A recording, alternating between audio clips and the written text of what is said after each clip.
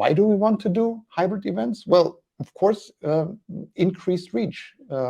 People can't come to the event when we started, or they want to maybe have in our event, we have interesting sessions that people from maybe other countries want to use it. So with a hybrid event, a connection with an in-person event and a virtual event, we can create, get increased reach for our community. And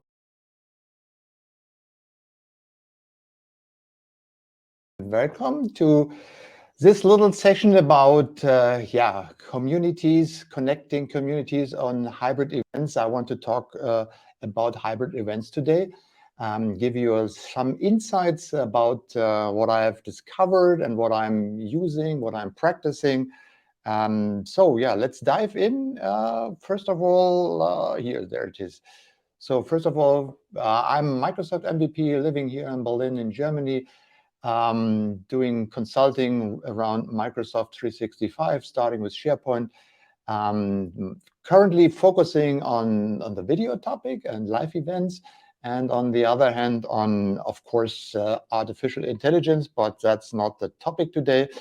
Today, here are my sites where you can reach me in a podcast or on YouTube, on LinkedIn. So whenever you want to connect to me, it's no problem to find me and get in contact. So, okay, let's talk about hybrid events. And for this session, I have created a little virtual scenario here. I'm an MVP, and we have in Berlin here a local user group. And due to COVID and whatever, we go completely virtual over the last years. And after COVID, now we are going back to in-person events, but we have found that that hybrid events or that virtual events are very sufficient because they're cost-effective and whatever. And so a lot of people say, "Wow, let's do everything in new events right now in hybrid events."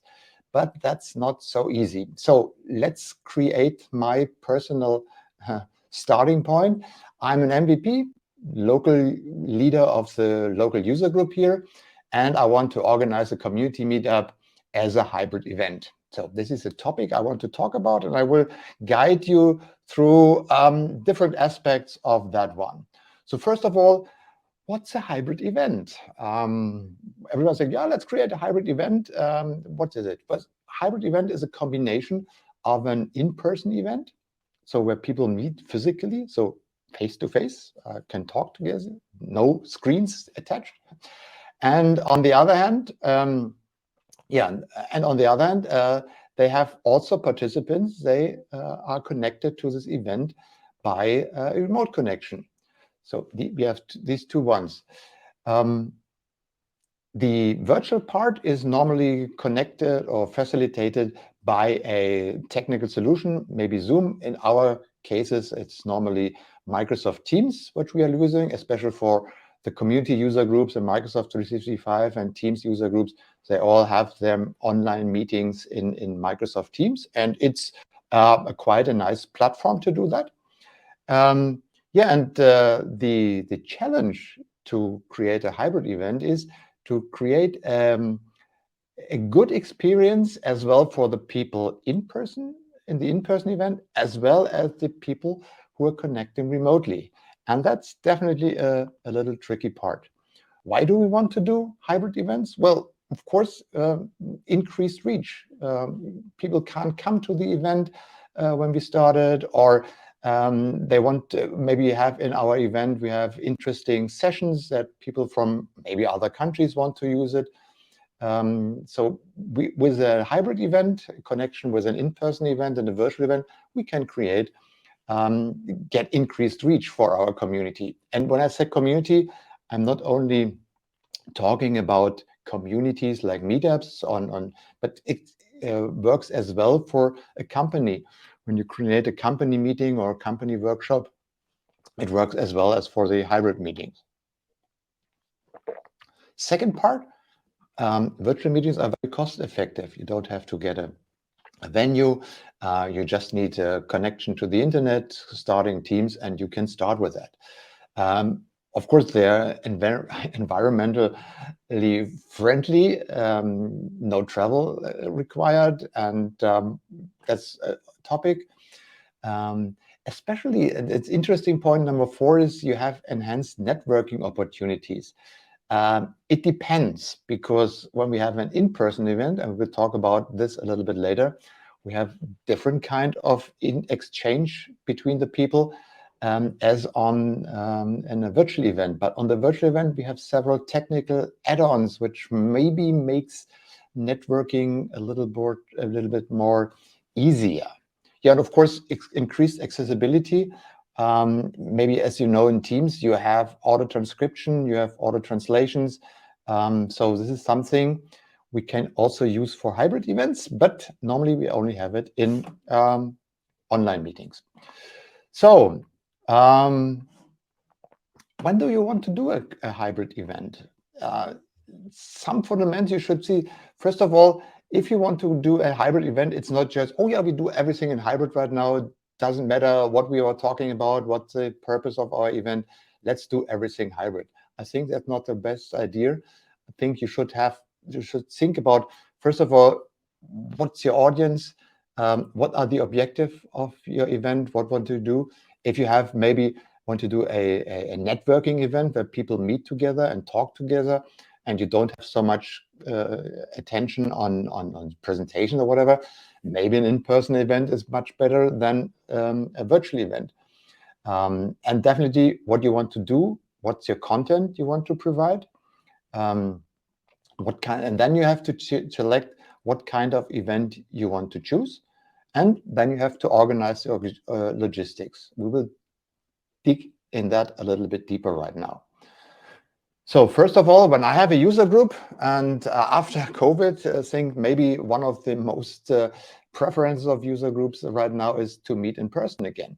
So yeah, of course, we can do remote and virtual events, but maybe that might be a good idea to really start again with in-person events.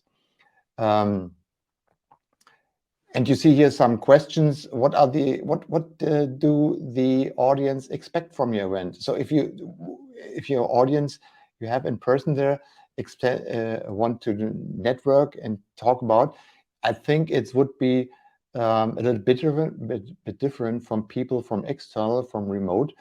To join this one, I will explain this a little bit later. So this is the first time. What does your audience want? Second one, what is the purpose of your event?